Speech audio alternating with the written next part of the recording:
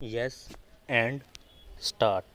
It is surprising to find that so deeply drawn and inherently engrossed are some of the high courts in the concept of matrimonial home qua the stridhan property of a married woman that they simply refuse to believe that such properties are meant for the exclusive use of the wife and could also be legally entrusted to the husband or his relations. Stop. Thus, if the husband or his relations misappropriate the same and refuse to hand it over to the wife and convert them to their own use, and even though these facts are clearly alleged in a complaint for an offense under section 405 oblique 406 IPC, some courts take the view that the complaint is not maintainable. Stop.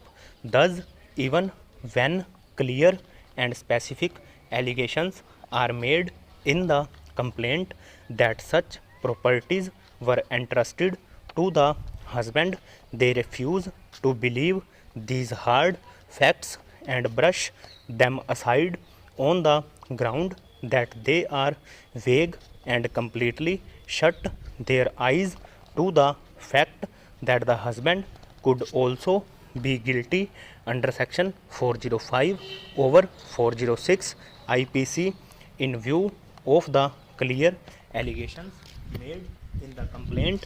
Stop. In other words, the high courts simply refuse to believe that there can be any such entrustment, and even if it is so, no offense is committed. Stop.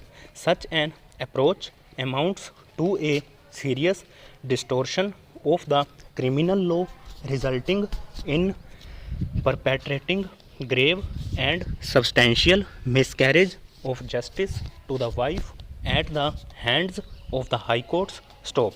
In the absence of a separate agreement and specific entrustment by the wife to the husband and or his relations, and vice versa of the property of the husband to the wife and or her relation, it would not be possible to draw an inference of entrustment of custody or dominion over the property of one spouse to the other and his or her relations, so as to attract the stringent provisions of section 406 IPC. Stop.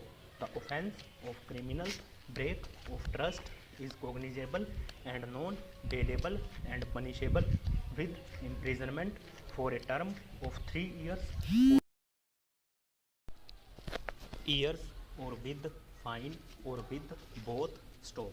In the absence of such a separate agreement for specific entrustment of the property of either spouse, the appropriate remedy would appear to be by way of a civil suit where there is scope for the parties to the marriage coming together at the instance of relations, elders, and well-wishers, and patching up their differences.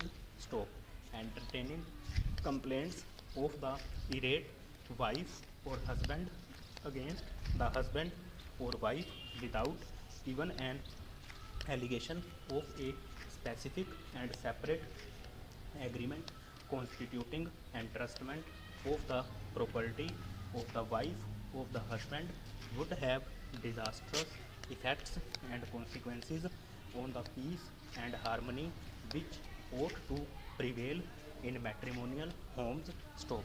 The fact that no instance of any case of successful prosecution of the husband or wife at the instance of the wife or the husband could be brought to the notice of the Supreme Court in the course of the arguments in this appeal would show that the spouses had not lightly rushed in the past to criminal courts with complaints of criminal breach of trust against the other spouses, thou in the day to day life over.